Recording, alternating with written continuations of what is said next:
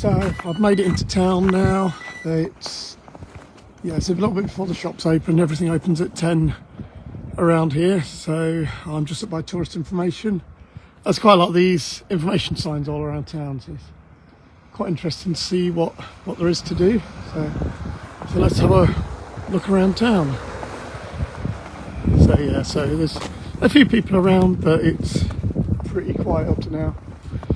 Food festival's on this week, so I might call in. There's a thing that the older kids from school are running a food competition sort of from 11, so hopefully I'll have a chance to do that before going back up the hill to Iceland, back to the airport. So yeah, there's a sort of statue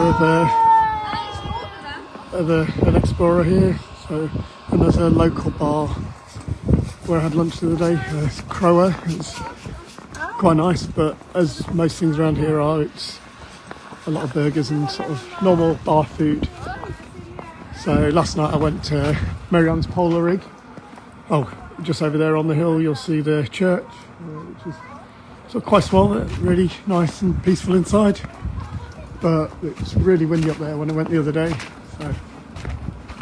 So yeah, this is the main shopping street. So we have a few houses, a few bars. There's a shop here that sells fur goods, sort of from sort of animals that have died. There's not hunting of the native wildlife here. So there's a lot of skins, as many of the shops have. They have lots of polar bear sort of skins and stuffed polar bears because they're illegal to export, so and they can't really bury them or anything, they don't rot here.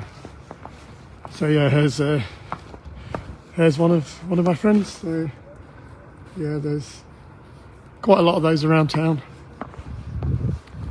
So the next little block is all the outdoor clothing brands. They've got there's a local bar here, Sval Bar. Apparently it's quite lively at night. I've not had a chance to go this time. I'm supposed to do sort of good food and sort of a bit of a party, but again, burgers and things and pizzas.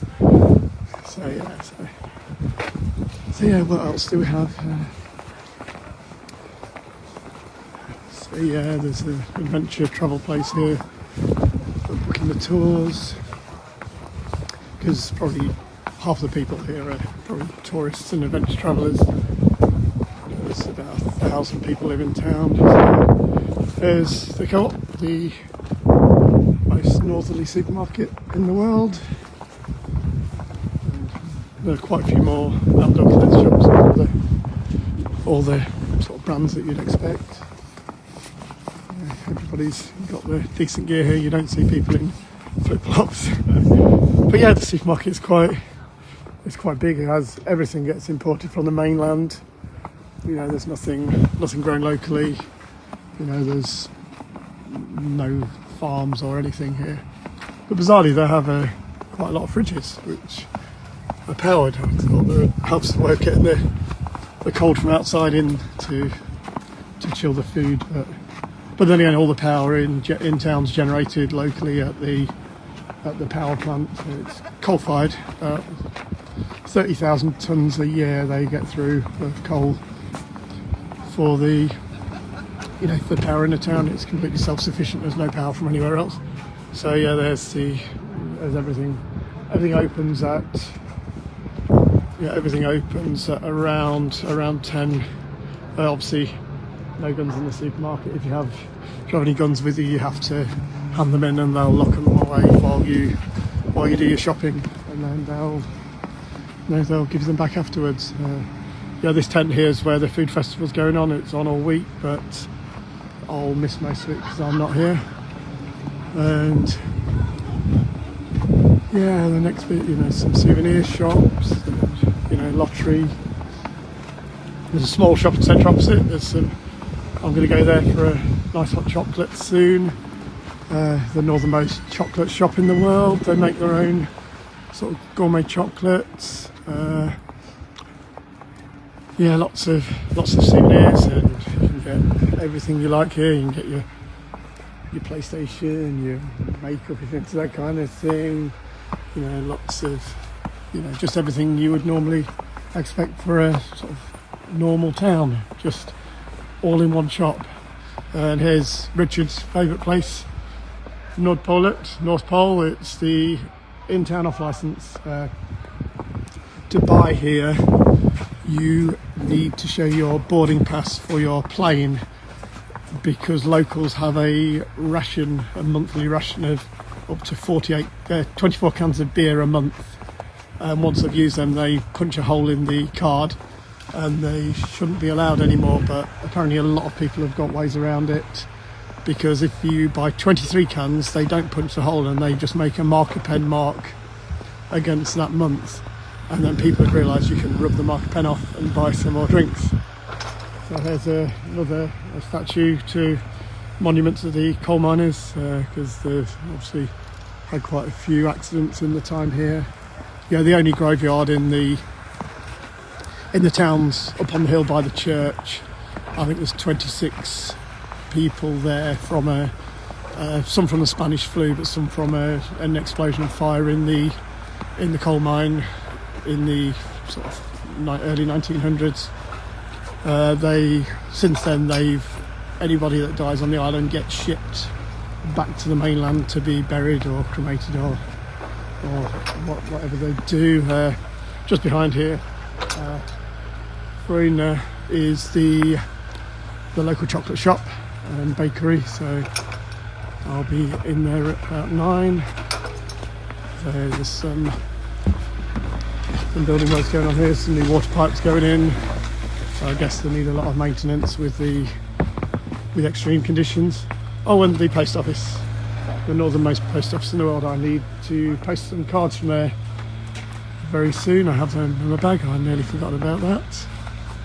There used to be a bank here, but that's closed down because very few places actually take cash on the island now. It's only really the supermarket and the off licence that take cash. Everywhere else is card only since COVID, and even before then it was sort of mainly a plastic society. So there's another small shopping mall coming. Oh, the library is just here. Yeah, it's quite a big library for a small town. There's far more books in the library than people. And they have a cinema here as well, cinema and cafe. Apparently they were showing an Oscar-nominated French language film tonight here. So some people from the place I'm staying are going to go. There's a group of French people there. So yeah, the northernmost cinema in the world. And just beyond it, we're just coming out of the main pedestrianised town centre shopping street here. So the next building, the yellow place here, is the new hospital. It has 8 beds in it. Anything major, they fly people to the mainland by air ambulance.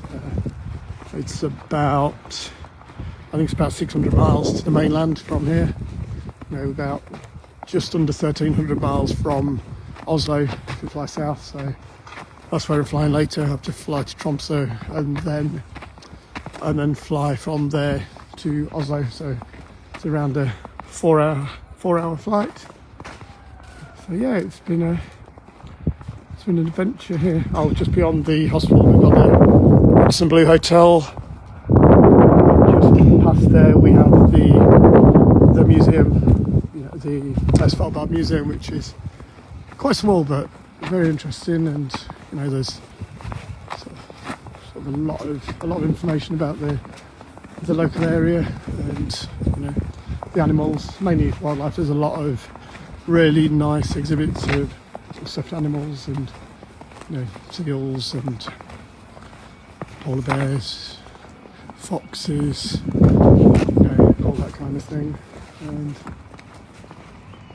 yeah, anyway, things are about to open, so I'm going gonna head to get myself a hot chocolate from the shop. And yeah, it's been a very pleasant walk this morning. Very peaceful, not too windy, and yeah, see you later.